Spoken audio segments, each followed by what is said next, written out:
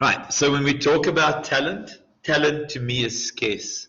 Not everyone has talent. And when we think of Hollywood and why people in Hollywood get paid so much, it's because they are talented. Well, most of them are talented.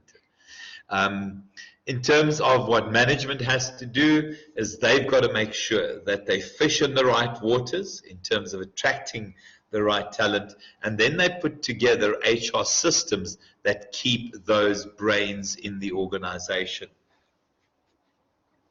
The second thing that management has to do is to, through their performance management systems, clearly indicate what behaviors we want you to display.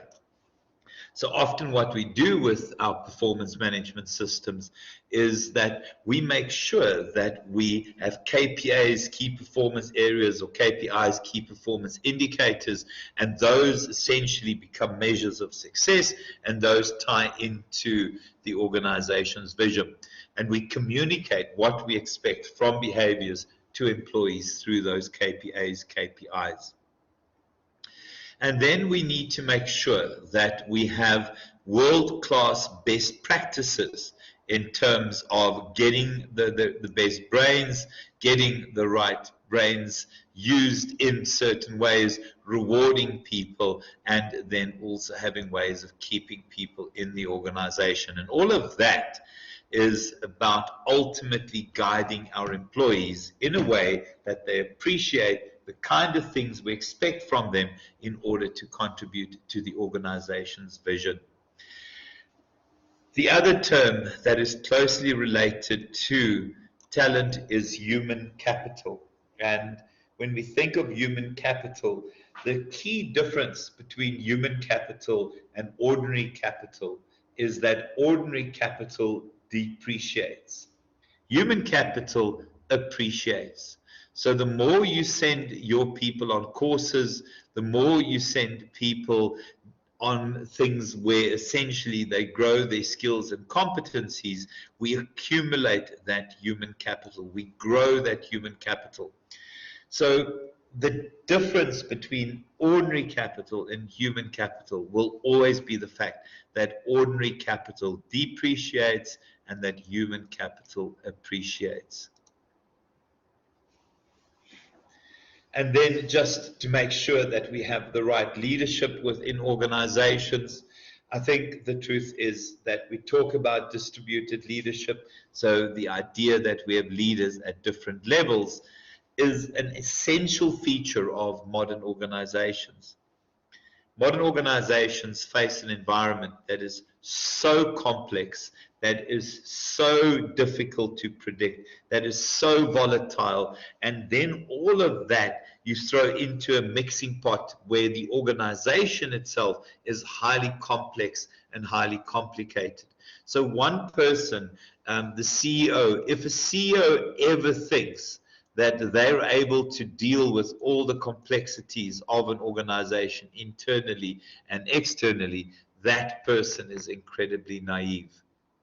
So leadership should do certain things, and there's nothing dramatic here.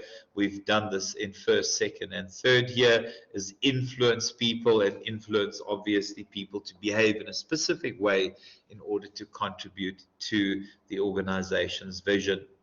And then the second one is to make sure that that behavior gives life to the strategy. So when we think of where our organizational strategies are, and you've done this so many times with me, vision, mission, your long-term objectives, we know that the strategies essentially are the roads that we travel to get to us, to our long-term objectives. The long-term objectives are the endpoints. And because these strategies are often written in a way that is slightly confusing, your leaders have to make sense of what the actual contributions are that we expect from our employees. And then we adopt the balanced scorecard view. Now we'll remember the balanced scorecard operates at the level of our long-term objectives. What are the balanced scorecard measures? Anyone remember? What are the balanced scorecard measures? You should know this. What are the balanced scorecard measures? Talks about forward-looking and backward-looking measures of success. Oh my word. Oh my word. Remember, these are measures of finance, measures of customer, yes, that's well done, Amara. Measures of internal business processes, and measures of learning and growth. And all of those essentially allow us to give life to our strategies, give life to our vision. When we look at leadership, yeah, so from a leadership perspective, no dramas here. We saw it the first time in first, second, third year. The truth is that it is about managing yourself as the CEO, as the executive manager, but also allowing your frontline managers to manage others. So it's this idea of self-discipline, managing yourself, managing your own behaviors, and making sure that others do the same thing. And then obviously, as I said, managing others, managing managers, and then also to manage your different functional managers. And so when we think of the principal at Varsity College, she has to manage the finance manager. She has to manage the vice principal academic, the vice principal operations, etc.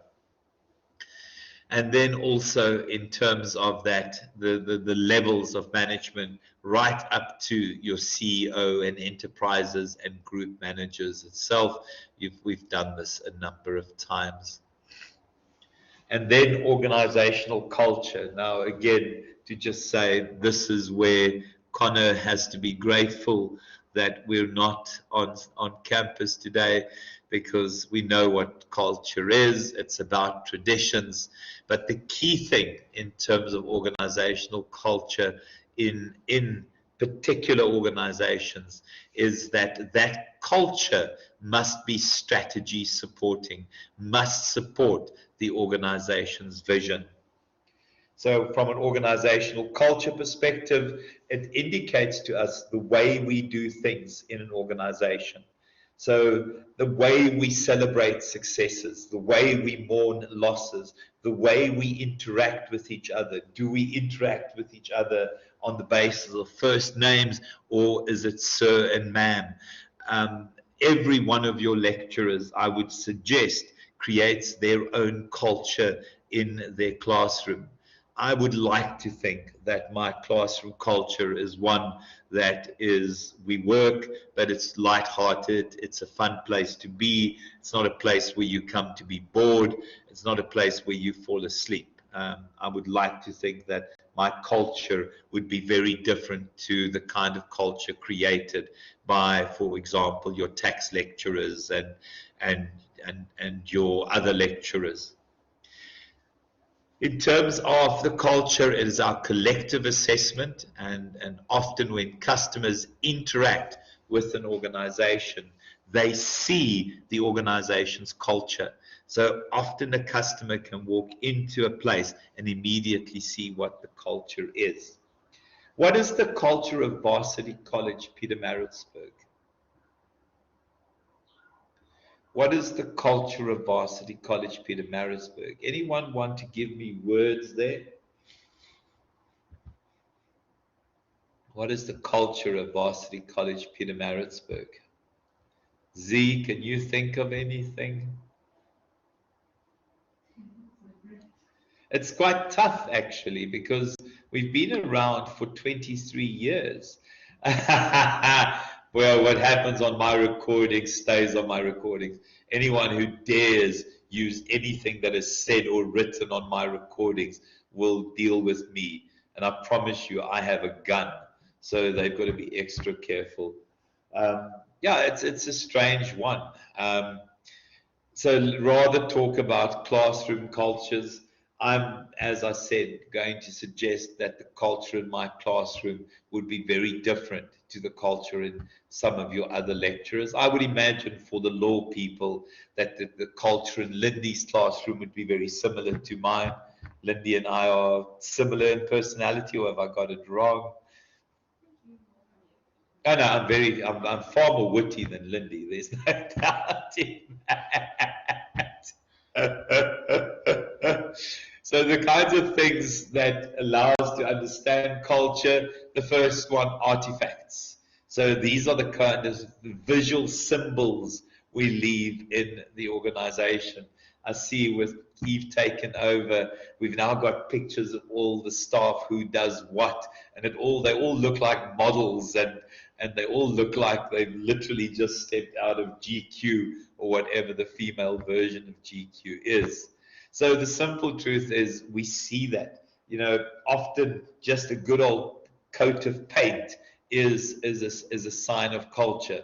Graham Bennett, when he arrived, hanged a rock on a piece of cable and tried to get that as a sort of symbol of our culture. Google has their pods as those colorful balls. They have the open plan offices. And then it's your espoused values. And we've done this before. Remember, vision, mission statement, and then we have our value statement.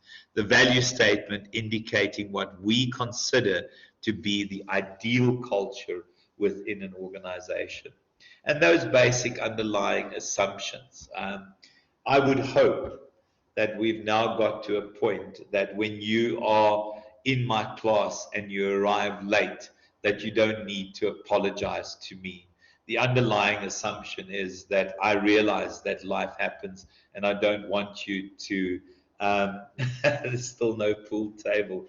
The underlying assumption in my class is please don't apologize why you wait. Sit down, don't talk to me, don't look at me. I really don't care why you're late. It's not something that I expect explanations from. Where I know that there are lecturers that if you are late, you can't come in. That will never be my classroom. It will never be my classroom. I also think some of the underlying assumptions in my classes are things like, we don't take ourselves too seriously, but we take our pass rates very, very seriously. I don't take myself seriously, but I can promise you that when it comes to my students and I'm being recorded, I adopt a by hook or by crook approach.